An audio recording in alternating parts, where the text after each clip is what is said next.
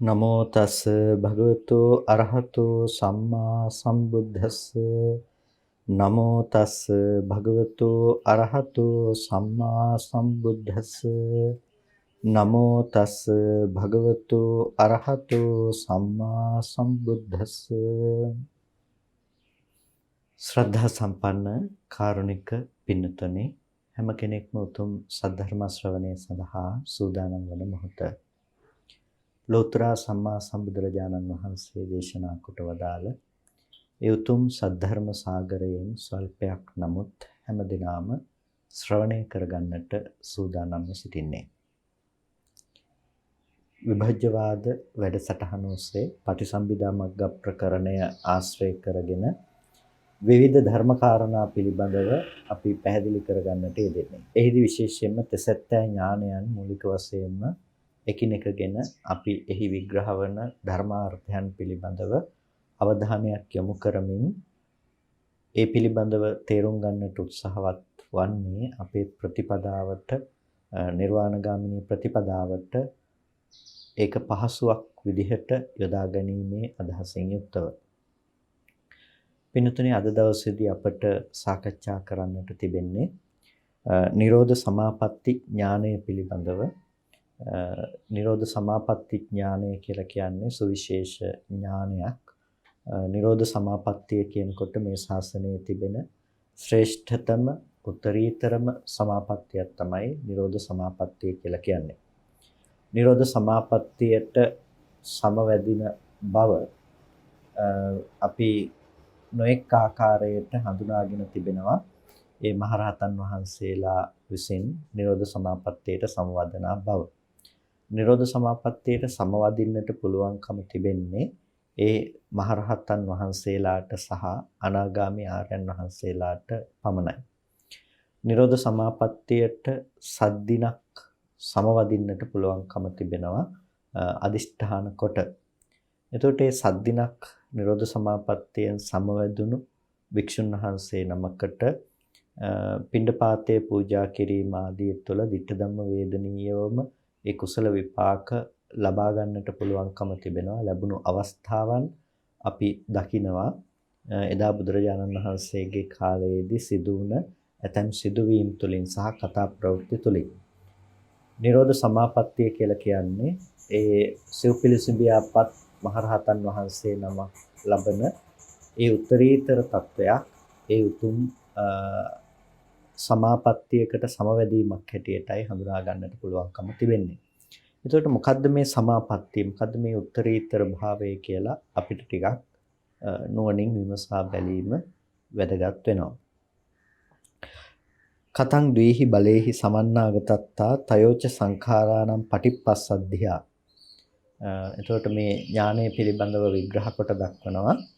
ද්වේහි බලේහි සමන්නාගතත්තා බල දෙකකින් සමන්නාගත බැවින් තයෝච සංඛාරාණං පටිප්පස්සද්ධියා සංස්කාර තුනක පටිප්පස්සද්ධිය නිසා, ඒ කියන්නේ සංස්කාර තුනක සංසිඳීම නිසා, ඒ වගේම 16හි ඥානචර්යාහි 16 වුණ 16 ආකාර වුණ ඥානචර්යාවකින් සමන් ගී නිසා, නවහි සමාධිචර්යාහි වසී භාවතා නව සමාධි භාවයන් වසී භාවයට පත් කරන ලද හේයින් ඒ තන්හි පවත්නා ප්‍රඥාව තමයි නිරෝධ සමාපත්තිය ඥානං කියලා කියන්නේ.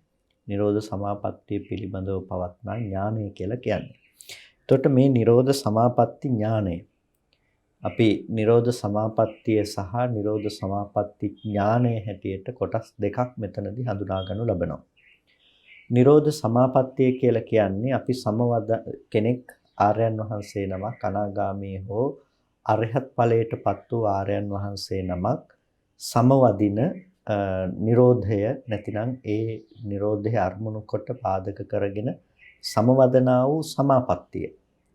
එතකොට මේ සමාපත්තිය කියලා කියන්නේ උපදවගත්ත දෙයක්. ඒ උපදවාගත්ත දෙයට නුවණින් සමවැදීම තමයි මෙතනදී තිබෙන විශේෂ ලක්ෂණය සමාපත්තිය තුල. ඒකට සමාපත්තිය කියලා කියන්නේ වාසය කිරීමක්. එතන වාසය කරන්නට පුළුවන්කම තිබෙනවා. එතකොට එතන වාසය කිරීමේදී සංඥා වේදනාදී ධර්මයන්ගේ නිරෝධය නිසා සංඥා වේදනාවන්ගේ පහළවීමක් දකින්නට පුළුවන් කමක් නැත්තේ නැහැ. ඒ නිසාම අපි උදාහරණයක් හැටියට සිත පවා తాවකාලිකව උපදින අවස්ථාවක් නෙමෙයි නිරෝධ සමාපත්තිය කියලා කියන්නේ. සිත පවා උපදින අවස්ථාවක් නෙමෙයි. ඒකට ඒ චිත්ත සංඛාරාදිය පවා සමතේකටපත් කරපු නිසා වේදනා සංඥාදිය පවා නූපදින බවට සංසිඳ වීමට ලක් කරපු නිසා නිරෝධ සමාපත්තිය කියලා කියන්නේ ඊටමත් සුවිශේෂ වූ සමාපත්තියක් හැටියටයි අපිට දකින්න පුළුවන්කම තියෙන්නේ. පින්නතුනේ මෙන්න මේ සමාපත්තිය සහ සමාපatti ඥානය කියලා කියන්නේ කොටස් දෙකක්. සමාපatti ඥානය කියලා කියන්නේ අර සමාපත්තියට සමවැදීම පිණිස පවත්නා වූ යම් නුවණක් තිබුණා නම් මේ නුවණට කියනවා සමාපatti ඥානය කියලා. එතකොට මේ සමාපatti ඥානය කියනකොට ඒක හාත්පස සියලු ධර්මයන් පිණිස පිළිබඳව පවත්නා නුවණක්. ඒ නිසා තමයි නිරෝධ සමාපත්තිය ලබා ගැනීම සඳහා අවශ්‍ය වන ඒ වපසරිය පිළිබඳව මේ ඥානය තුළදී කතා කරන්නේ. එතකොට සෑම මහරහතන් වහන්සේ නමකටම නිරෝධ සමාපත්තියට සමවැද වාසය කිරීමේ හැකියාවක් ඇත්තේ නැහැ. සමාපත්තියක් විදිහට. අරිහත් ඵල සමාපත්තියට සමවදින්නට පුළුවන්කම තිබෙනවා. හැබැයි නිරෝධ සමාපත්තියට සමවැදීමේ හැකියාවක් ඇත්තේ නැහැ. එතකොට නිරෝධ සමාපත්තියට සමවැදීම දිහා බලනකොට අපි මෙතනදී කොටස් කිහිපයක් ප්‍රධාන වශයෙන් හඳුනා ගන්නවා. ඒ තමයි ද්වේහි බලේහි සමන්නාගතත්තා බල දෙකකින් සමන්නාගතයි කියන එක. මේ පිළිබඳව පටිසම්භිදා මග්ගයේදී විස්තර කොට දක්වනවා. ද්වේහි බලේහීති මොනවද මේ බල දෙකක් කියලා කියන්නේ? සමත බලං විපස්සනා බලං. සමත බලය සහ විපස්සනා බලයයි. ද්වේහි බලේහීති කියලා කියන්නේ බල දෙකක් කියලා කියන්නේ සමත බලය සහ විපස්සනා බලයයි කියන මේ බල දෙකක්. සමත බල කියලා කියන්නේ මොනවද? එතකොට සමත බල කියලා කියන්නේ සිතෙහි යම් ඒකාග්‍රතාවයක් පවත්වනවා නම් සිතෙහි යම් එකඟ බවක් තියෙනවා නම් ඒ තමයි සමත බලය කියලා කියන්නේ. එතකොට කතං සමත බලං කොහොමද සමත බලය? නෙක්ඛම්ම වශයෙන් චිත්තස්ස ඒකාග්‍රතා අවික්ඛේපෝ සමත බලං. නෛෂ්ක්‍රම්‍ය වශයෙන් සිතෙහි යම් ඒකාග්‍රතාවයක් තිබෙනවා නම් අවික්ඛේපෝ සමත බලං ඒ අවික්ෂේපය තමයි සමත බලය කියලා කියන්නේ. නෙක්ඛම්ම වශයෙන් කියලා කියන්නේ නික්මීම කියන දේ සරල විදිහට අපි ගත්තොත් එතකොට නෙක්ඛම්ම වශයෙන් චිත්තස්ස ඒකාග්‍රතා වික්ඛේපෝ කියනකොට කාමච්ඡන්දාදී නීවරණ ධර්මයන්ගෙන් නික්මීම විදිහට කාමච්ඡන්දාදී නීවරණ ධර්මයන්ගෙන් මිදීම විදිහට ලබාගත් සිතෙහි යම් අවික්ෂේපයක් තියෙනවා නම් අන්නේ අවික්ෂේපය සමත බලයක් කොට දක්වනවා. දැන් ප්‍රථම ධානයේ උපදවන කෙනෙකුගේ ස්වභාවය තමයි පංච නීවරණයන් යටපත් කිරීම නැතිනම් පංච නීවරණයන් දුරු කිරීම. ප්‍රථම ධානය තිබෙන තැනක පංච නීවරණයන්ගේ පැවැත්ම දකින්නට පුළුවන් කමක් නැත්තේ නැහැ. කාමච්ඡන්ද, ව්‍යාපාද, තීන මිද්ද, උද්ධච්ච කුක්කුච්ච විචිකිච්ඡා කියන මේ නීවරණයන්ගේ පැවැත්ම පෙනෙන්නේ සාමාන්‍ය වික්ෂිප්ත වූ මනසක් ඇති කලෙහි. හිත අරමුණු වල විසිරුණාට පස්සේ හිත බාහිර අරමුණු ග්‍රහණය කරගෙන පවතිනකොට තමයි අපට දකින්නට පුළුවන්කම තිබෙන්නේ මේ විදිහට නොඑක් ආකාරයට සිතෙහි වික්ෂේප ස්වභාවය. මෙන්න මේ වික්ෂේප ස්වභාවය එක අරමුණකට සිත පිහිටවල සිත දියුණු කිරීම තුළ සිත වැඩිම තුළ සිතේ ඒකාග්‍රතාවයක් ගොඩනැගීම තුළ අර විසිරුණු භාවයේ දුරු වීම නිසා පංච නීවරණයන්ට තිබෙන අවකාශය පංච නීවරණයන්ට තියෙන ඉඩ ප්‍රස්තාව අහිමි කිරීම තමයි පළවෙනි ධානයේදී සිද්ධ වෙන්නේ. එතකොට කාමයන්ගෙන් නික්මීම කියලා යම් තැනක් කතා කරනවා නම් ඒ කතා කරන්නේ කුමන අවස්ථාවද? ප්‍රථම ධාන අවස්ථාව. කාමයන්ගෙන් නික්මීම විදිහට කතා කරන්නේ ප්‍රථම ධාන අවස්ථාව. එතකොට මෙන්න මේ ප්‍රථම ධානයෙන් කාමයන්ගෙන් නික්මීමක් තියෙනවා නම් අන්න ඒ අවස්ථාවෙහි සිතේ පවත්නා ඒකාග්‍රතාවය තමයි සමත බල කියලා කියන්නේ. සමතේ පැත්තෙන් ඇති කරගත්ත බලය කියලා කියන්නේ. ඒ වගේම අව්‍යාපාද වශයෙන් චිත්තස්ස ඒකග්ගතා වික්ඛේපෝ සමත බලං.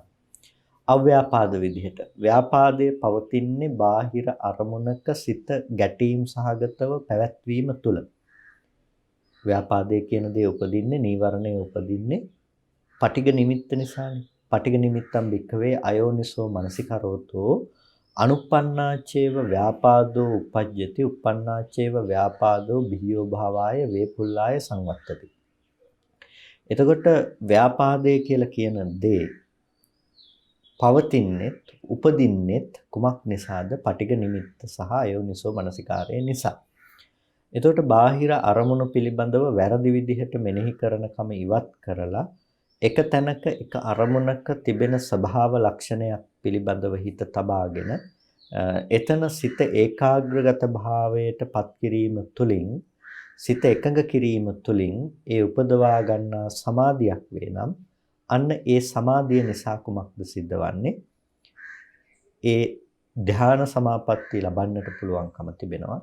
ඒ අවස්ථාවේදී ව්‍යාපාද වශයෙන් චිත්තස්ස ඒකග්ගතා කියලා කියනවා. අව්‍යාපාද වශයෙන් චිත්තස්ස ඒකග්ගතා කියලා කියනවා. අව්‍යාපාද විදිහට අපිට සිත එකඟ කරන්නට පුළුවන්කම තිබෙනවා. ඒකට අව්‍යාපාද විදිහට අපේ හිතේ යම් මෛත්‍රී සහගත භාවයක අරමුණක සිත පවත්වනවා නම් අන්න ඒ අවස්ථාවේදී සිතේ පවත්නා යම් ඒකාග්‍රගත බවක් තිබෙනවා නම් ඒ ඒකාග්‍රගත භාවය සමත බල හැටියටයි දක්වන්නේ. එතකොට මෙතනදී විශේෂ ලක්ෂණය තමයි මේ බල කියන වචනය. බලයක් කියලා කියන්නේ පින්නතුනේ යම් කිසි අවස්ථාවක සිත පච්චනීක ධර්ම. ඒ කියන්නේ ඒකට ප්‍රතිවිරුද්ධ වන ධර්ම යටපත් කර තබනවා නම් අන්න ඒක තමයි බල බවට පත්වන්නේ. එතකොට දැන් අපි සාමාන්‍යයෙන් ලෝකේ කෙනෙක් සතු බලයක් තියනවා කියලා කියන්නේ යම් කිසි දෙයක් යටපත් කොට සිටීමේ හැකියාවක් තියෙනවා. බලවතෙක් කියලා කියන්නේ යම් දෙයක් යම් පිරිසක් ඔහුට යටපත් කොට නැගී සිටීමේ හැකියාව තියෙනවා. එතකොට ඒ දුර්වල සමූහයක් ඉදිරියේ දුර්වල සමූහය යටපත් කිරීමේ හැකියාව තියෙනවා. එතකොට බලවතා හමුවේ අනික් අය දුර්වලයන්. එතකොට අන්න ඒ වගේ තමයි පච්චනික ධර්ම කියලා කියන්නේ අර දුර්වලයන්. ඒ පච්චනීක ධර්මයන් ඉදිරියේහි ඒ නැගී සිටීමට ඇති ශක්තිය තමයි බලය කියලා කියන්නේ. එතකොට කාමච්ඡන්දාදී ධර්මයන්ගෙන් නික්මීම වශයෙන් නෙක්ඛම්මය කියන එක බලයක්. එතකොට මේ නෙක්ඛම්ම නැමැති බලය ක්‍රියාත්මක වෙන්නේ අර කාමච්ඡන්දාදී ධර්මයන් යටපත් කරමින්. කාමච්ඡන්දාදී ධර්මයන් යටපත් කරමින් තමයි ඒ නික්මීම කියන දේ මෙතනදී අර්ථ ගැන්වෙන්නේ. නැතිනම් ඒක බලය පවත්වන්නේ. ඊට පස්සේ ව්‍යාපාදයේ කියන දේ යටපත් කරමින් තමයි අව්‍යාපාදයේ කියන දේ තමන්ගේ බලය පවත්වන්නේ. ඒ නිසා අව්‍යාපාද වශයෙන් සිත එකඟ කරනවා කියලා කියන්නේ ඒ තැනක තියෙන සිතේ බලයක්.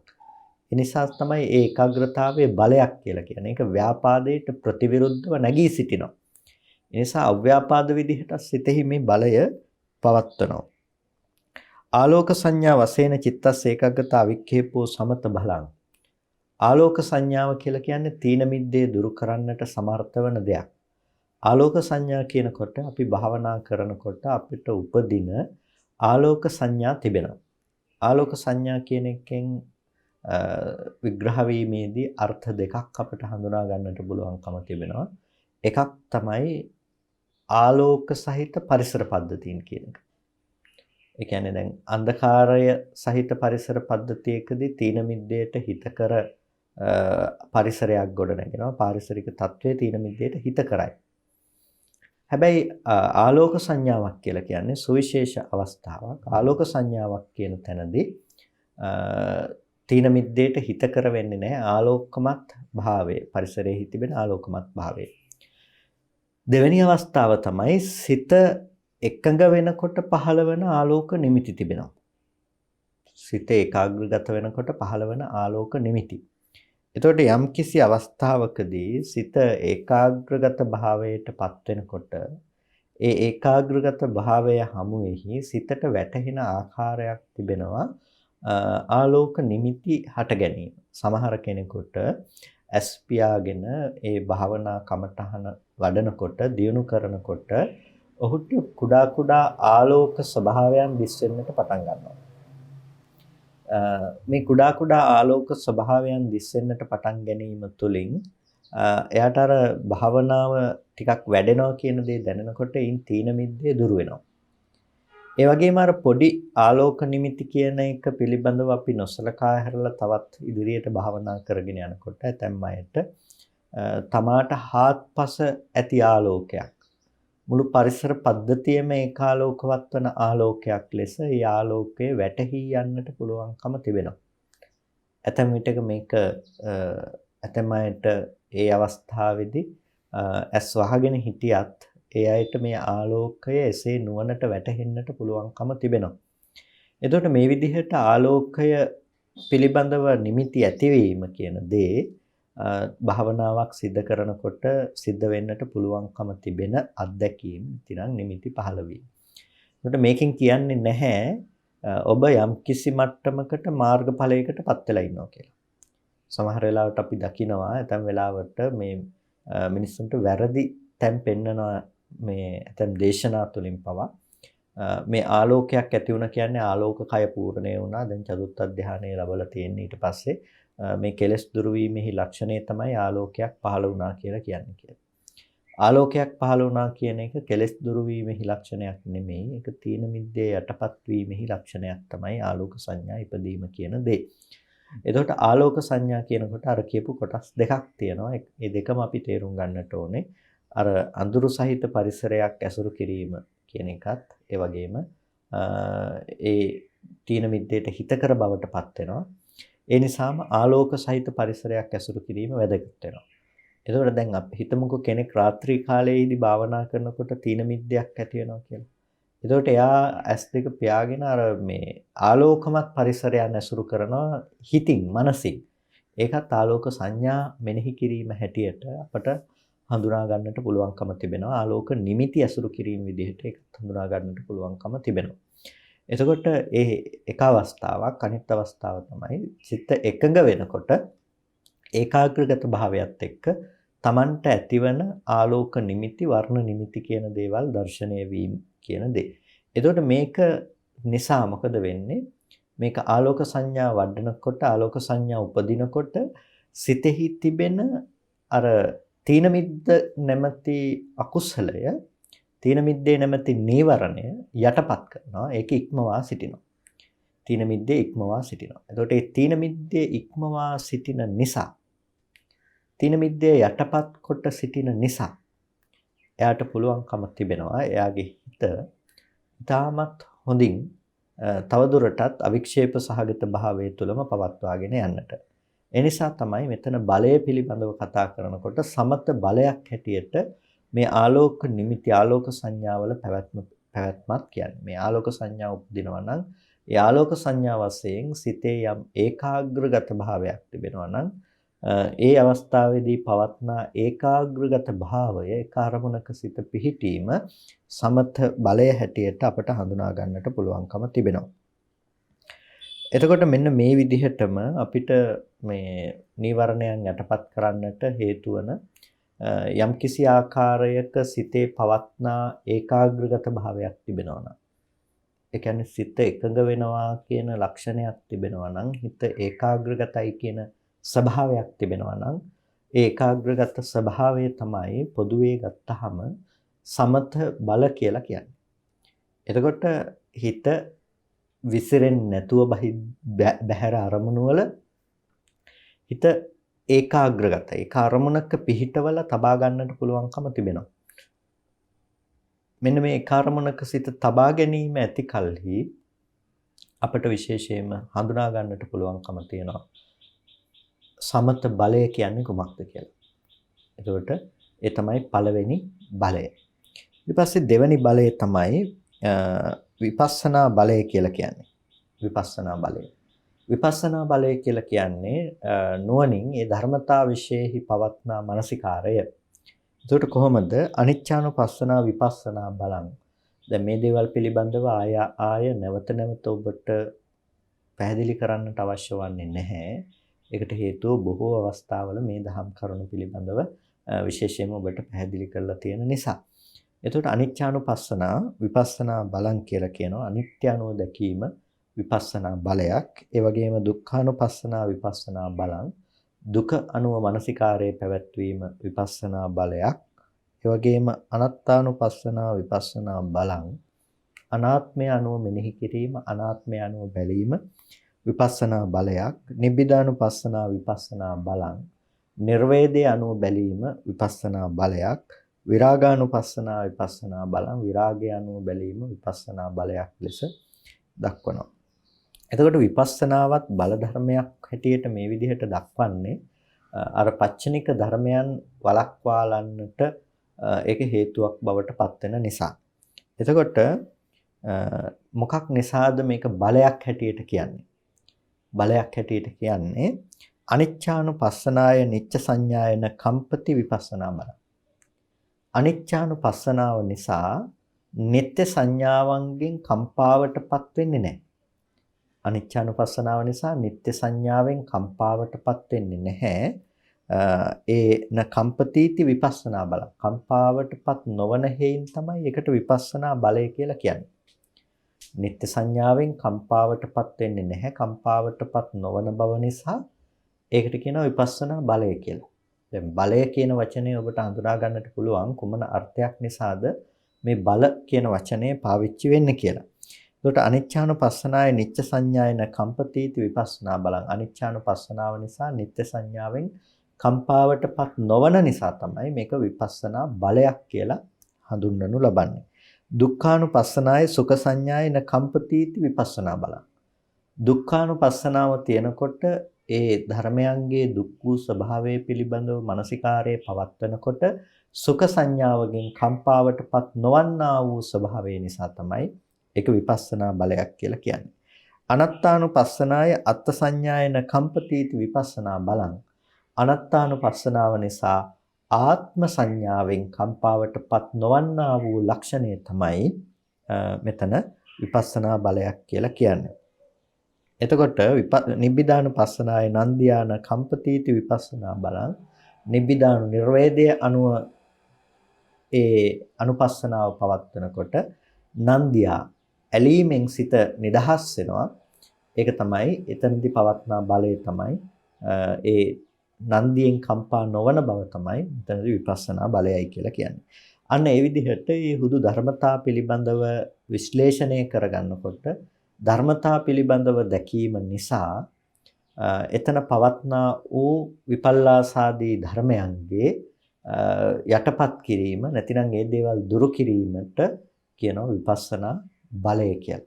ඒක තමයි විපස්සනාවේහි තිබෙන බල පරාක්‍රමය. සමතේහි තිබෙන බල පරාක්‍රමය වෙන්නේ බලය වෙන්නේ වික්ෂේපය දුරු කිරීම කියන එක. සිතෙහි තියෙන විසිරුණු ස්වභාවය දුරු කළා හිත ඒකාග්‍රගත කිරීම කියන එක. විපස්සනාවේහි තිබෙන බලය බවට පත් වෙන්නේ අර ඇතිවන උපක්ලේශාදී ධර්මයන්ට පදනම් වන ඒ සියල්ල නිත්‍ය සංඥා සුඛ සංඥා අත්ථ සංඥා නන්දිය මේ ආදී ධර්මයන් දුරු කිරීම තමයි විපස්සනාවෙහි සිද්ධ වන බලය ලෙස අපට හඳුනා ගන්නට පුළුවන්කම තිබෙන්නේ. එතකොට මේ විදිහට සමත බල සහ විපස්සනා බල ලෙස අපිට බල දෙකක් හඳුනා ගන්නට පුළුවන්. ඒ තමයි විග්‍රහ කොට දැක්වේ ද්විහි බලයේහි සමන්නාගතත්තා කියලා. මේ බල දෙකකින් සමන්නාගත හේයින් කියලා දැක්වේ ඒ නිසා. ඊට පස්සේ තයෝච සංඛාරානම් පටිප්පස්සද්ධියා. එතකොට ඒ තුන් ආකාර වූ සංස්කාරයන්ගේ සංසිඳ වීම නිසා නිරෝධ සමාපත්තිය උපදින තැන පවත්නා නුවණක් මොකද්ද? තයෝච සංඛාරානම් පටිප්පස්සද්ධියා කියන එක. තුන් ආකාර වූ සංස්කාරයන්ගේ සංසිඳ වීම කියන දේ.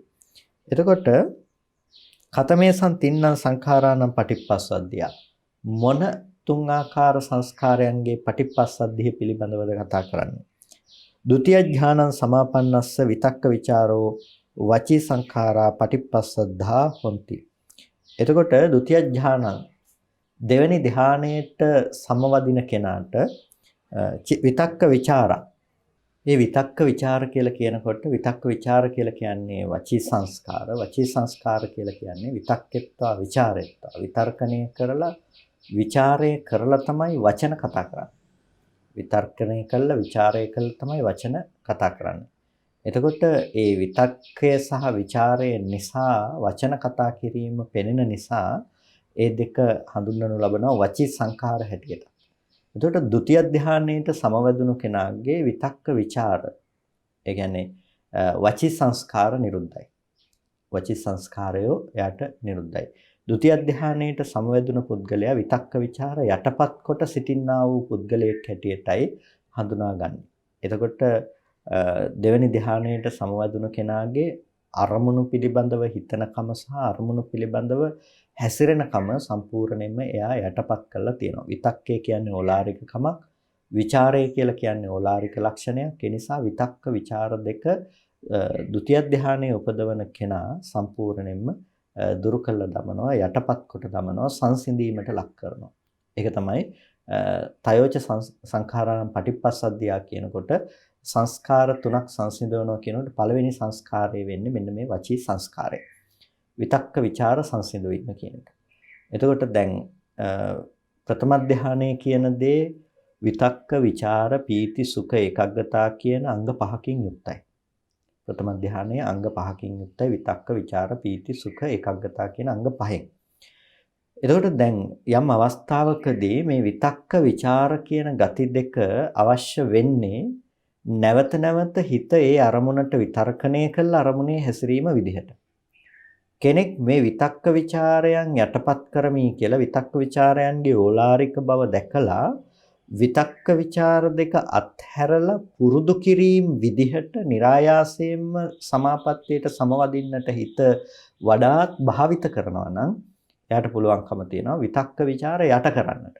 විතක්ක ਵਿਚාර කියන්නේ සම්පූර්ණම දුරු කරන්නට පුළුවන්කම තියෙනවා. එතකොට මේ විතක්ක ਵਿਚාර කියන දේ දුරු කිරීම කියන කරුණ සිද්ධ වෙන්නේ ဒုတိ ය ධාන අවස්ථාවේදී. ඒ තමයි වචී සංස්කාරයන්ගේ යටපත් කිරීම කියන එක. එතකොට සංස්කාර තුනක පටිපස්සද්ධියක් පිළිබඳව කතා කරනකොට ඒ සංස්කාර තුනේ පටිපස්සද්ධියේහි පළවෙනි අවස්ථාව තමයි මේ කියන වචී සංස්කාරයන් සංසිඳ වීම කියන එක. ඒක සිද්ධ වෙන්නේ ဒုတိ ය ධානයේදී. ඊට පස්සේ චතුත්ථ ධානං සමාපන්නස්ස අස්සාස පස්සාසා කාය සංඛාරා පටිපස්සද්ධා හොති. චතුත්ථ ධානයට සමවදින කෙනාට කාය සංස්කාරවන ආශ්වාස ප්‍රාශ්වාසයේහි පැවැත්මක් පේන්නේ නැහැ. ආශ්වාස ප්‍රාශ්වාසයේ සංසිඳීමට ලක් කරනවා. චතුත්ථ ධානයේදී. එතකොට හතරවෙනි ධානයට සමවදින කෙනෙකුගේ ආශ්වාස ප්‍රශ්වාසයේ පේන්නේ නැහැ. ආශ්වාස ප්‍රශ්වාසයේ පේන්නේ නැහැ. එතකොට කාය සංඛාර කියලා කියන්නේ ආශ්වාස ප්‍රශ්වාසය. කයෙහි පැවැත්මට ආශ්වාස ප්‍රශ්වාසය අවශ්‍යයි. කයෙහි පැවැත්මට ආශ්වාස ප්‍රශ්වාස අවශ්‍ය වෙනකොට ඒ කය පැවැත්වීම සඳහා අපිට සිත කයට බැසගෙන පවත්නා නිසා සිතේ තියෙන ඕලාරික බව නිසා මේ කයේ පැවැත්ම කියන දේ ආශ්වාස ප්‍රශ්වාසයන් හරහා සිද්ධ කරනවා. සිතත් එතනට භාවිත වීම සිද්ධ කරනවා. ඒ නිසා තමයි සිත වෙනස් වෙනකොට ආශ්වාස ප්‍රශ්වාසයේ ඕලාරික භාවයකින් අපට වැටහෙන්නේ. එතකොට මේ ඕලාරික භාවයකින් වැටහෙන ආශ්වාස ප්‍රශ්වාසය සංසිඳීමට ලක්වන අවස්ථාවක් තමයි චතුත්ථ ධානය කියලා කියන්නේ. ඒකට සමවදින කෙනාට ආශ්වාස ප්‍රශ්වාස සිද්ධ වෙන්නේ නැහැ. දැන් අපි කිව්වොත් එහෙම දැන් අපි හුස්ම ගන්නවා කියලා කියන්නේ. ඒකට චතුත්ථ ධානයෙන්ටපත් තුන කෙනාට හුස්ම ගැනීමෙහි අවශ්‍යතාවයක් නැහැ. එයා සිත දියුණු කිරීම විදිහට తాවකාලිකව මේ පැවැත්ම නතර කරන්නට එයාට පුළුවන්කම තියෙනවා. ඒකට මේ කයෙහි පැවැත්මට එයාට ආශ්වාස ප්‍රශ්වාස අවශ්‍ය වන්නේ නැහැ. කයෙහි පැවැත්මට එයාට ආශ්වාස ප්‍රශ්වාස අවශ්‍ය වන්නේ නැහැ. ඕනෙකමක් නැහැ. ඒක සංසිඳවන්න එයාට පුළුවන්කම තියෙනවා.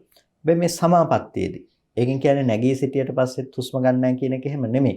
සමාපත්තියට සමවැදී පවත්නා කාලය තුල ආශ්වාස ප්‍රශ්වාස නිරුද්ධයි. එතකොට ආශ්වාස ප්‍රශ්වාසයන්ගෙන් තොරව ඒ කයේ පැවැත්මක් තියෙන්නට පුළුවන්කම තිබෙනවා.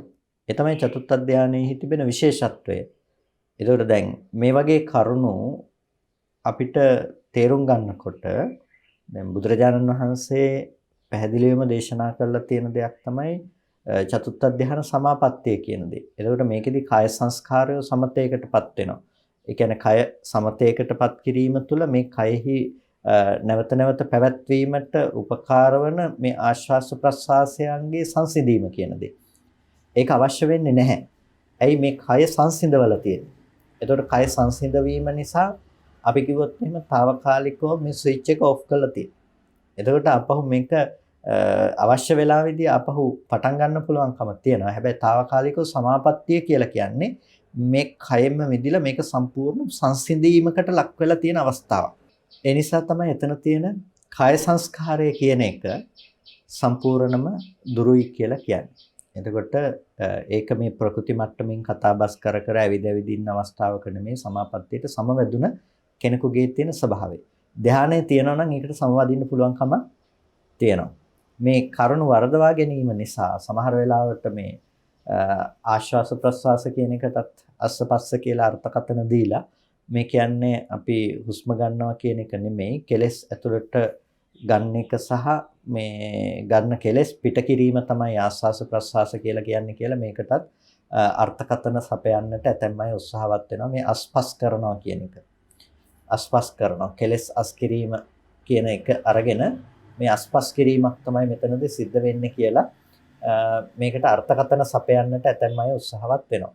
ඒකල මේ නොඑක් විකාර මතිමතාන්තර ගොඩනැගීම තුළ ඕන් කියන්නට උත්සාහවත් වෙනවා මේ සාමාන්‍යයෙන් එදා කාමභෝගී ජීවිතයේ එදා දවසේ කටයුතු කරන අය සමහර වෙලාවට හවසට ටිකක් බීලා කරලා කටයුතු කරලා ජීවත් වෙන මිනිස්සු හම්බෙලා තියෙනවා චතුත්ථ ධානයක් ලබලා. චතුත්ථ ධානයක් ලබලා. ඇයි ඔවුන් හිතාගෙන ඉන්නේ ආශ්වාස ප්‍රශ්වාස සංසිඳනවා කිව්වහම මේ කෙලෙස් ඇති වෙන කම සහ කෙලෙස් නැති වෙනවා කියන ගතිය යටපත් කිරීමක් විදිහට තමයි මේක सिद्ध කරන්නේ කියලා. කෙලෙස් ඇති වෙනකම තමයි නැති කරලා තියෙන්නේ. පින්නතුනේ ප්‍රථම ධානයේදීත් මේ කෙලෙස් ඇසුරු කරනවා කියන එක නතර කරලානේ තියෙන්නේ. එහෙනම් පංච නීවරණ යටපත් කරලා නම් එහෙනම් අමුතුවෙන් චතුත්ථ ධානයේදී පටිපස්සද්ධියට පත් කරන්නට එකක් ඉතුරු වෙන්නේ නැහැ. සෝවාන් ආර්යයන් වහන්සේ නමක් වුණත් ප්‍රථම ධාන, ဒုတိ ය ධාන, තෘතිය ධාන වලදී ආශ්වාස ප්‍රශ්වාස සංසිඳෙන්නේ නැහැ. රහතන් වහන්සේ නමක් වුණත් ප්‍රථම ද්විතීය තෘතීය ධානයන්ගේදී ආශ්වාස ප්‍රශ්වාස සංසිඳීමක් එතන නැහැ. හැබැයි චතුත්ථ ධාන සමාපත්තියට සංවදිනකොට ඕනෑම කෙනෙකුට මේ ආශ්වාස ප්‍රශ්වාසය සංසිඳීමක් පෙනෙනවා. එතකොට ආශ්වාස ප්‍රශ්වාස සංසිඳීමක් පෙනෙන්නේ මේ කෙලස් අස්පස් කරන කතාවක් නිසා නෙමෙයි. හුදු මේ කය සංසිඳීම නිසා මේ කයේ පැවැත්ම తాවකාලික මොහොතකට රළු විදියටම කිව්වොත් తాවකාලික මොහොතකට නතර කළා. ඒ නිසා කයේ පැනවීමක් ඒ తాවකාලික මොහොතට ඇත්තේ නැහැ. ඒක තමයි එතනදී සිද්ධ වෙන්නේ. ඒ නිසා තයෝච සංඛාරාණං පටිපස්සද්ධියා කියනකොට පළවෙනියට කිව්වා වචී සංස්කාරය සංසිඳන විදිහ. ඊට පස්සේ චතුත්ථ ධානයේදී සිද්ධ වෙන්නේ මොකද්ද? චතුත්ථ ධානයේදී සිද්ධ වන්නේ ඒ කාය සංස්කාරය සම්පූර්ණ ලෙස සංසිඳීම. ඊට පස්සේ සංඥා වේදිත නිරෝධං සමාපන්නස්ස සංඥාච වේදනාච චිත්ත සංඛාරා පටිපස්සද්දා හෝති. චිත්ත සංඛාර කියලා කියන්නේ සංඥා වේදනා කියන ගති. සිතේ පැවැත්මට උපකාර වෙන්නේ සංඥා වේදනා කියන මේ ගති දෙක. ඒ නිසා ඒවා හඳුන්වනවා චිත්ත සංඛාර කියලා. නිරෝධ සමාපන්නස්ස නිරෝධ සමාපත්තිය සමාපන්නස්ස නිරෝධ සමාපත්තියට සමවදින කෙනාට මේ සංඥාව සහ වේදනාව කියන මේ දෙක සංඥා වේදනා කියන මේ ගති දෙක සම්පූර්ණයෙන්ම දුරු වෙලා තියෙනවා. නිරෝධ සමාපත්තියට සමවදිනකොට වේදනා සංඥා දෙක ඇත්තේ නැහැ. වේදනා සංඥා දෙක ඇත්තේ නැහැ. එතකොට දැන් අපි ගත්තොත් එහෙම නිරෝධ සමාපත්තියට සමවැදුන කෙනෙකුගේ සහ මරණයටපත් වුණ කෙනෙකුගේ වෙනස දිහා බැලුවොත් එහෙම මෙතන ආයුෂයේ තියෙනවා උෂ්ණයේ තියෙනවා. ආයුෂයේ උෂ්ණයේ තියෙනවා කයේ පැවැත්මට උපකාර වෙන ඒ කර්මජ තේජෝ ධාතුවත් ඒ පැවැත්මට අවශ්‍ය වෙන ආයුෂයයි උෂ්ණයයි තියෙනවා. ඒ හැරෙනකොට ආශ්වාස ප්‍රශ්වාස නිරුද්ධයි අර කාය සංස්කාර වචී සංකාර කලම නිරුද්ධයි. ඊට පස්සේ කාය සංකාර වන ආශ්වාස ප්‍රශ්වාස නිරුද්ධයි. ඒ ඔක්කොම මృతදේහයට සමානයිනේ. මලමිනියටත් කාය සංස්කාර නැහැ. ආස්වාස ප්‍රස්වාස නැහැ. ඊට පස්සේ එතන හිතත් නැහැ. වේදනා සංඥා නැමැති චිත්ත සංඛාරات මృත දේහයේ පවතින තැනක නැහැනේ. මලමිනියකටත් ඒක නැහැ. සමාපන්නස්ස මේ නිරෝධ සමාපන්නස්ස නිරෝධ සමාපත්තියට සමවැදුන කෙනාටත් නිරෝධ සමාපත්තිය සමාපන්නස්ස කියලා කියනකොට නිරෝධ සමාපත්තියට සමවැදුන කෙනාටත් මේ ටිකම නැහැ. ඒතකොට මේ ලක්ෂණ අතින් එක සමානයි. වෙනස මොකද්ද? මෙතන කර්මජ තේජෝ ධාතුව සහ ආයුෂය ආදී අප්‍රහීනයි. ඒක ප්‍රහීන වෙලා නැහැ. ඒ නිසා එයාට නැවත නැගිටින්නට පුළුවන්කම තියෙනවා. මේ తాවකාලිකව නතර කරලා තියෙනවා. తాවකාලිකව මේ පැවැත්ම නතර කරලා තියෙනවා. ඒ නිසා එයා අවශ්‍ය බල්ල ඒ කාල සීමාව තුළ නිරෝධ සමාපත්තියට සමවදිනවා කියනකොට ඒ කය අසුරු කරගෙන නැවත චිත්ත පරම්පරාවෙහි පහළ වීමක් නැහැ. ඒකයි වේදනා සංඥා උපදින්නේ නැහැ කියලා කියන්නේ. සිත උපදින්නේ නැහැ. සිත නිරුද්ධ කළා. දිට්ඨ ධම්ම සුඛ විහරණයේ සඳහා රහතන් වහන්සේලාත් අනාගාමී ආර්යයන් වහන්සේලාත් මේ නිරෝධ සමාපත්තියට සමවදිනවා. දිට්ඨ ධම්ම සුඛ විහරණයේ සඳහා මේ ජීවිතයේ සැපවත් වාසය කිරීම සඳහා ඒ නිරෝධ සුවය සඳහා මේ නිරෝධ සමාපත්තියට සමවදිනවා. එතකොට එතනදී తాවකාලිකව මේ සිත ඉපදීම සම්පූර්ණයෙන්ම නතර වෙලා. සිතෙහි හට ගැනීමක්, සිතෙහි පහළවීමක් දකින්නට පුළුවන් කමක් නැත්තේ නෑ. ඒක තමයි තයෝච සංඛාරාණං පටිපස්සද්ධියා කියලා කිව්වේ. ඒ වගේම 16හි ඥානචර්යාහි. එතකොට මොකද්ද මේ කතමේහි 16හි ඥානචර්යාහි කියලා කියන්නේ? 16හි ඥානචර්යාහි කියලා කියන්නේ මොනවද? අනිච්චානුපස්සනා ඥානචර්යා. අනිච්චානුපස්සනාව ඥානචර්යාවක්, දුක්ඛානුපස්සනාව ඥානචර්යාවක්, අනාත්තානුපස්සනාව ඥානචර්යාවක්, ඒ වගේම නිබ්බිදානුපස්සනා ඥානචර්යා, විරාගානුපස්සනා, නිරෝධානුපස්සනා, පටිනිස්සග්ගානුපස්සනා, විවට්ටානුපස්සනා මේ ආදී ලෙස අපි මීට පෙර ඥානචර්යාවක් පිළිබඳව කතා කළා. චර්යානානත් ඥානයේදී අන්නේ ඥානචර්යාවට අදාළ ඒ කරුණු 16 කියනවා. 16 ඥානචර්යාහි කියලා. එතකොට නිරෝධ සමාපatti ඥානය පිළිබඳව හඳුනා ගන්නකොට මෙන්න මේ 16 විධ වූ ඥානය 16 විධ වූ ඥාන තියෙන්නට අවශ්‍යයි. නිරෝධ සමාපත්තිය පිළිබඳව කතා කරනකොට නිරෝධ සමාපatti ඥානය කියනකොට සමාපත්තිය නෙමෙයිනේ අපි මේ විග්‍රහ කරගන්නේ. සමාපatti ඥානය පිළිබඳව. එතකොට සමාපatti ඥානය පිළිබඳව විග්‍රහ කරගන්නකොට අපිට මෙතනදී විශේෂයෙන්ම පැහැදිලි කරගන්න පුළුවන්කම තියෙනවා. අර ඥානචර්යාවන් වල කියපු ඒ 16 ආකාර වූ නුවණවල්. එතකොට ආකාර 16කින් දැක්වෙන මේ නුවණවල් ටිකට හිත තැබීම තුළ තමයි යාට මේ නිරෝධ සමාපත්තිය උපදවන්නට පුළුවන්කම තියෙන නිසා මේ පිළිබඳව නුවණක් තියෙන්නටත් ඕන. ඒ නිසා තමයි කිව්වේ 16 ඥානචර්යාහි කියලා කිව්වේ. ඒ වගේම නවහි සමාධිචර්යාහිති. නවහි සමාධිචර්යාහි කියලා කිව්වා. එතකොට මොනවාද මේ නව ආකාර සමාධිචර්යාවක්? සමාධියෙහි හැසිරීම නව ආකාර වූ සමාධියෙහි හැසිරීම කියලා කියන්නේ මොනවද? පඨමං ඥානං සමාධිචර්යා. පළවෙනි ධ්‍යානය කියලා කියන්නේ සමාධිචර්යාවක්. ဒုတိ ය ඥානං සමාධිචර්යා. දෙවෙනි ධ්‍යානය කියන්නේ සමාධිචර්යාවක්. එතකොට තතියං ඥානං සමාධිචර්යා. තෘතිය ධ්‍යානයේ සමාධිචර්යාවක්. චතුත්ථ ඥානං සමාධිචර්යා. චතුත්ථ ධ්‍යානයේ සමාධිචර්යාවක්. ආකාසානං ඡායතනං ආකින්චඤ්ඤායතනං ආකාසානං ඡායතන විඥානං ඡායතනං ආකින්චඤ්ඤායතනං නේව සංඥා නාසඤ්ඤායතනං සමාධිචර්යා. ඒක සමාධිචර්යා හැටියට දක්වන්නේ මොනවද? සමාධිචර්යා කියලා කියන්නේ ධ්‍යාන කියන එක. එතකොට යම්කිසි තැනක ධ්‍යානයන් පිළිබඳව පවත්වනවා නම් චිත්ත අවික්ෂේප භාවයක් තුල උපදවාගත් ධ්‍යාන තිබෙනවා නම් ඒවා සමාධිචර්යා හැටියට හඳුන්වනු ලබනවා. එතකොට නිරෝධ සමාපත්තිය පිළිබඳව පවත්නා නුවණ කියනකොට නිරෝධ සමාපatti ඥානය කියනකොට එයාට අර සමතයත් විපස්සනාවත් ඒ වගේම 16 ආකාර විපස්සනා ඥානේනොත් ඒ වගේම මේ සමාධිචර්යාවන් පිළිබඳවත් එයාගේ නුවණ පවතින්නට ඕනේ. එතකොට ඒ නිසා තමයි මේ සමාධිය පැත්තෙනුත් ඉහළට යෑම තුළ තමයි නිරෝධ සමාපත්තිය කියන දෙයට සමවදින්නට පුළුවන්කම තිබෙන්නේ. එතකොට මේ සමාපatti පිළිබඳව අපි හඳුනා ගන්නකොට ඒක සමාධිචර්යාවනු සමගම තමයි සෑම තැනකම වගේ අපිට සමාධිය පිළිබඳව හඳුනා ගන්න මේ නිරෝධ සමාපත්තිය පිළිබඳව හඳුනා ගන්නට පුළුවන්කම තියෙන්නේ. ඒකාග්‍රතාවයකුත් එක්ක. එතකොට ඒ නව සමාධි චර්යාවන් කියනකොට අපි නවයක් පිළිබඳව කතා කරනවානේ. එතකොට මේ නවය මොනවද? දැන් පඨම ධානම් පටිලාභත්තහය විතක්කෝච විචාරෝච පීතිච සුඛංච චිත්තස් ඒකග්ගතාච.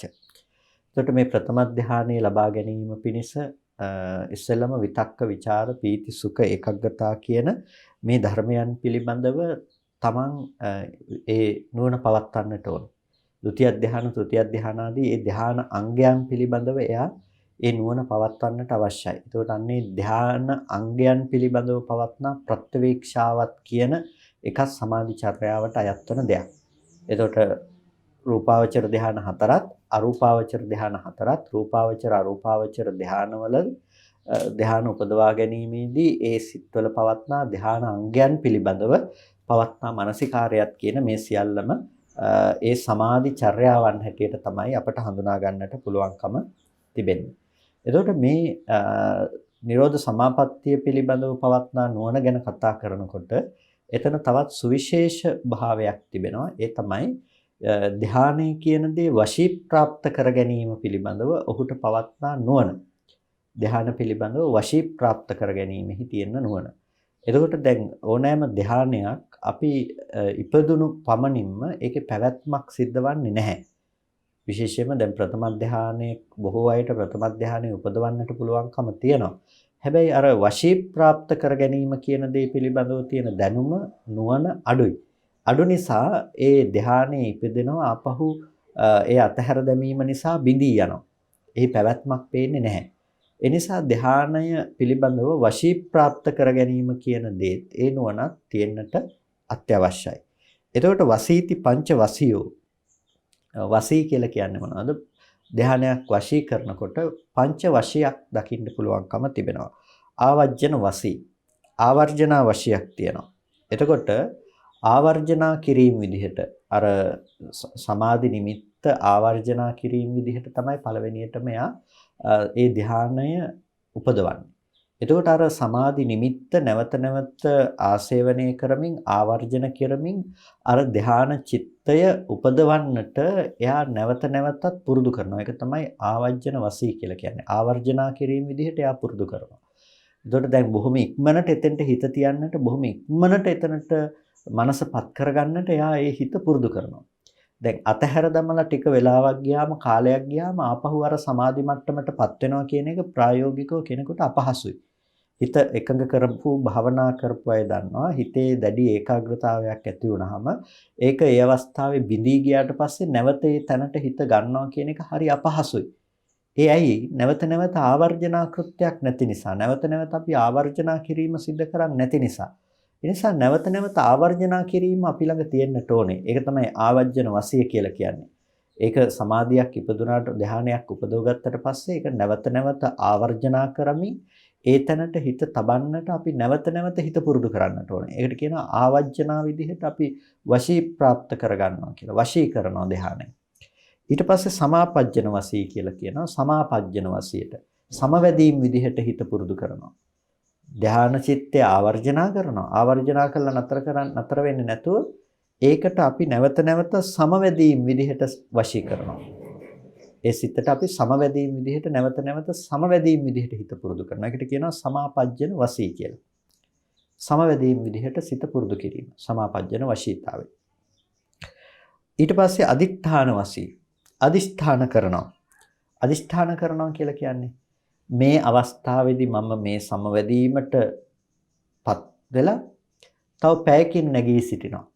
පැය දෙකකින් නැගී සිටිනවා. පැය තුනකින් නැගී සිටිනවා. මේ ආදී ලෙස ඒ ධ්‍යාන සිතට සමවැදී පවත්නා කාලය එහි රැඳී සිටින නිශ්චලව සිටිනා වූ කාලය පූර්ව විනිශ්චයකට ලක් කරලා මෙපමණ කලකින් නැගී සිටිමි කියලා සිතට අදිෂ්ඨාන කරලා නැගී සිටීමක් වගේ.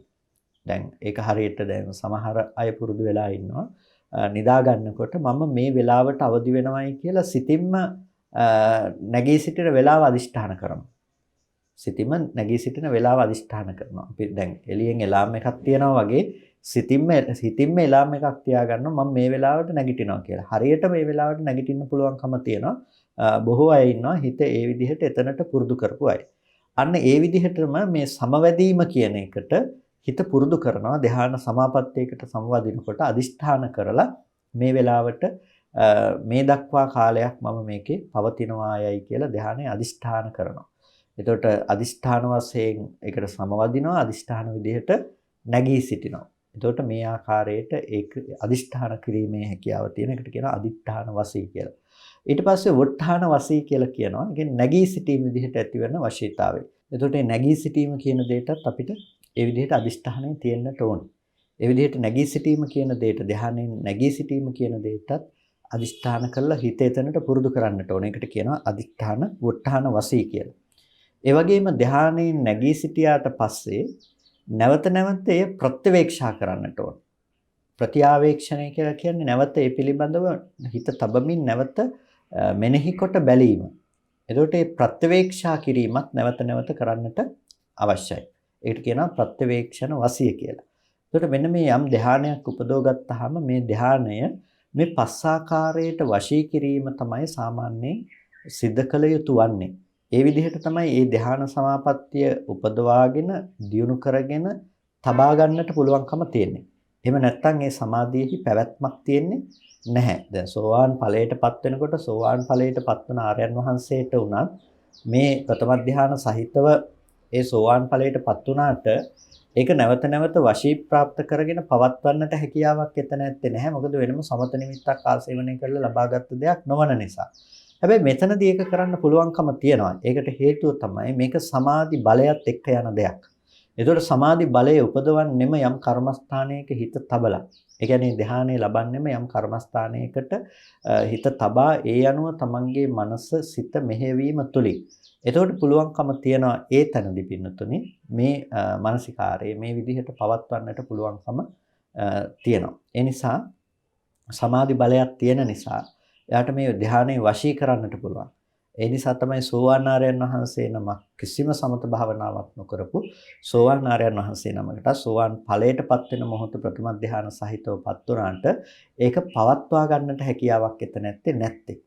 නමුත් සමතේ වඩලා සෝවාන් ඵලයටපත් වෙන කෙනෙකුට එයාට ඒ ධ්‍යානය වශී ප්‍රාප්ත කරගන්නට පුළුවන්කම තියෙන්නේ ඒ හේතුව නිසා.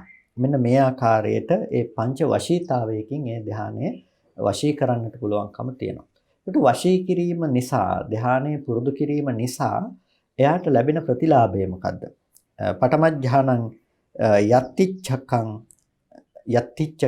යදිච්ඡකං ඒ වගේම යාවත්තිච්ඡකං.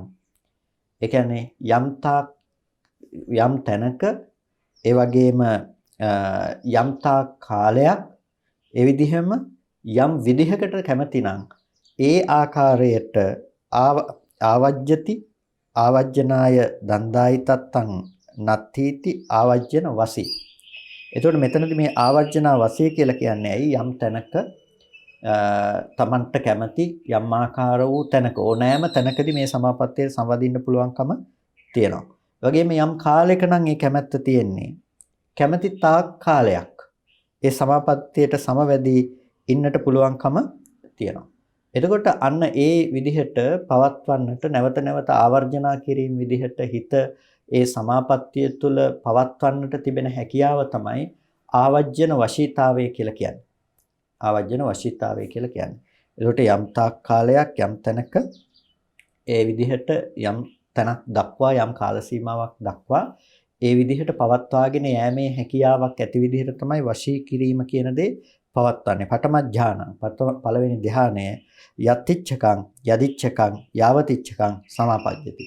එතකොට ප්‍රථම ධානයේ යම් තැනකදී යම් තාක් කාලයක් යම් සීමාවක් දක්වා මේ විදිහට එයාට මේ පුරුදු කරන්නට පුළුවන්කම තියෙනවා. එතකොට මේ සමවැදීම සිද්ධ කරනවා. සමවැදීම සිද්ධ කිරීම සඳහා සිත පුරුදු කරනවා. මේ පුරුදු කිරීම තමයි අපි වශීතාවයේ හැටියට හඳුනාගන්නේ. ဒုတိ ය ධානයත් ඒ විදිහමයි. එතකොට මේ විදිහට තෘතිය ධාන ආදී මේ ධාන සමාධි චර්යාවන්ගේ කතා කරපු සමාධීන් ටික මේ විදිහට වශී භාවයට පමුණවා ගන්නවා. වශී ප්‍රාප්ත කර ගන්නවා. එතකොට මේ විදිහට වශී ප්‍රාප්ත කර ගැනීම තුළ තමයි පින්නතුනේ ඒ කෙනාට ඒ ධාන සමාපත්තීන් තුළ නුවණ උපදව ගන්නට පුළුවන්කම තියෙන්නේ. එතකොට නිරෝධ සමාපatti ඥානය කියලා කියනකොට මෙන්න මේ සමතය තුළින් උපදවා ගන්නා ධාන පිළිබඳව තියෙන නුවණත් විපස්සනාව තුළින් උපදව ගන්නා විපස්සනාව ප්‍රභේදයන් පිළිබඳව තියෙන නුවණත් කියන මේ දෙකම බලපානවා නිරෝධ සමාපත්තියට මේ නුවණ පැවැත්වීමේදී. නිරෝධ සමාපatti විශේෂෙහි මේ නුවණ පැවැත්වීමේදී මේ කියන සියල්ලම බලපානවා. ඒ නිසා මේ කියපු කරුණු ටික නිරෝධ සමාපත්තිය සංවදින කෙනෙකුට තිබෙන්නා වූ නුවණෙහි ස්වභාවය. එතකොට මේ වගේ කාරණා ප්‍රායෝගිකව හිත පුරුදු කරගෙන ගිහිල්ලා ඒ වගේ ස්ථලයකටපත් වුණ කෙනෙකුට ඒ වගේ මට්ටමක් සමග අපි සාකච්ඡා කරන්නට ඕනේ, තේරුම් ගන්නට ඕනේ කරුණු ටිකක් අපිට පුළුවන්කම තියෙන්නේ අනුමාන ඥානයක් විදිහට අද දවසේදී මේ කරුණු පිළිබඳව තේරුම් ගන්නටයි. ඉතින් ඒ නිසා ප්‍රධාන වශයෙන්ම අපි අර කල යුතු දේ කුමක්ද කියන එක මෙතනදිත් හැඳින්වෙනවා. සමත බලය සහ විපස්සනා බලය විදිහට පවත්වා ගැනීම. ඒ තමයි මූලික අධියර නිරෝධ සමාපatti ඥානය උපදවා ගැනීමේදී. ඒ නිසා සමත බලය සහ විපස්සනා බලය උපදවා ගැනීම සඳහා අවශ්‍ය කටයුතු සම්පාදනය කර ගැනීම තමයි අපි සිද්ධ කළ යුතු වන්නේ. එහෙනම් හැම කෙනෙක්ම අද දවසේදී සද්ධර්ම ශ්‍රවණය කර ගන්නට යෙදුණා. යෝනිසෝ මනසිකාරයේ පවත්වා ගන්නට යෙදුණා. මේ විදිහට සිද්ධ කරගත්ත සියලු කුසල ධර්මයන් අපි මේ වෙලාවේදී අනුමෝදන් කළ යුතු අයට අනුමෝදන් කරමු. පළමුවෙන් අපට අර්ථයෙන් ධර්මයෙන් අනුශාසනා කළ අපේ ධර්මාචාර්ය අවසරයි මාංකඩවල සුදස්සන ස්වාමීන් වහන්සේට, අවසරයි මාංකඩවල නන්දරත්න ස්වාමීන් වහන්සේට, ස්වාමීන් වහන්සේලා දෙනමතම උතුම් නිවනින් සැනසීම පිණිස මේ කුසලයේ හේතුපනිශ්‍රේම වේවා කියලා ප්‍රාර්ථනා කරනවා. ඒ වගේම දෙවෙනුව මේ සියලු කුසල ධර්මයන් දෙවියන්ටත් අනුමෝදන් කරමු. ස්ථානාදිග්‍රහිත ඉෂ්ඨකාරකාදී සියලු දේවගණ සමූහයා මේ පින් සතුටින් සාදුනාදයෙන් අනුමෝදන් වනු ලබත්වා දෙවියන්ට අමා මහ නිවනින් සැනසෙන්නටම මේ සියලු කුසල් හේතුපනිශ්‍රේම වේවා කියලා සාදු කියලා දෙවියන්ට පින් දෙන්න. ඒ වගේම අපි මේ පරිලෝකීය ඥාතීන්ටත් මේ පින් අනුමෝදන් කරමු. අද දවසේ ධර්මදේශනාවේ දායකත්වයෙන් කටයුතු කරනවා එංගලන්තයේ පදිංචි සෝමදාස මොහොට්ටිගේ මහතා සහ ශ්‍රීමති වරාගොඩ මහත්මිය ඇතුළු පවුලේ පින්වත් පිරිස විසින් ඒ පින්වත් පිරිස බලාපොරොත්තු වෙනවා නමින් මිය පරලෝකීය ජොසලින් නෝනා මාතාවට සහ දියෝනිස් මොහොට්ටිගේ පියතුමාණන්ට අමරපාල වරාගොඩ පියතුමාණන්ට උපුල් කුමාර සොහොයුරාණන්ට පුණ්‍යානුමෝදනා කරන්නට මෙලොව වශයෙන් සංසාරික වශයෙන් මිය පරලෝක ගිහිල්ලා යම් ඥාති පිරිසක් පින් බලාපොරොත්තු වෙනවා නම් ඒ සෑම සියලු ඥාති වර්ගයාම මේ පින් තමන් කළ පිනක් මේ සතුටින් සාධනාවෙන් අනුමෝදන් වනු ලබත්වා ඒ ඥාතීන්ට අමා මහ නිවනින් සැනසෙන්නටම මේ කුසලය හේතු උපනිශ්‍රේම වේවා කියලා සාදු කියලා ඥාතීන්ටත් පින් අනුමෝදන් කරන්න. ඒ වගේම ධර්මදේශනාවේ දායකත්වයෙන් කටයුතු කරන එංගලන්තයේ පදිංචි සෝමදාස මොහොට්ටිගේ මහත්මයාට ශ්‍රීමති වරාගොඩ මහත්මිය ඇතුළු පවුලේ පින්වත් සෑම සියලු දෙනාටත් ඒ වගේම සුජීවත්ව වාසය කරන චන්ද්‍රාවතී මෑණියන්ට සෙත් ප්‍රාර්ථනා කරන්නට බලාපොරොත්තු වෙනවා. ඒ මෑණියන්ටත් බෞද්ධ ආකාර මණ්ඩලයේ සෑම සියලු දෙනාටමත් මේ උතුම් කුසලයේ නිදුක් නිරෝගී සුවපත් බව චිරජීවනයේ සලසාගෙන අමා මහ නිවනින් සැනසීම පිණිසම හේතුපනිශ්‍රේ වේවා කියලා සාදු කියලා පින් අනුමෝදන් වන්න හැම දිනාටම තෙරුවන් සරණයි.